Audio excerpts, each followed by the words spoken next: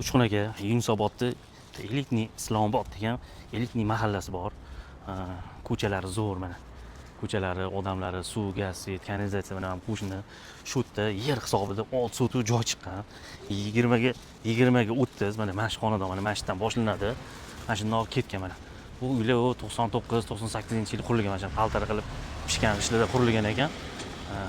Ko'chalari ham katta, keng ko'cha, mana oldida огород bor. Hozirgi kunda hamma mana shunaqa огородga qiziqishyapti. Endi bu uyni shundan buzasizlar, o'rniga o'zingizlar xohlagandek chiroyli uylarni qurib olasizlar. Sizlarga ishlarini ko'rsataman.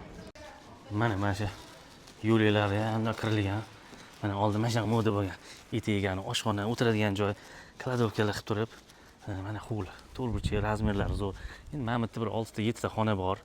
Qiziq bo'lsa, endi shuni olib amallab turaman desanglar, amallab turinglar.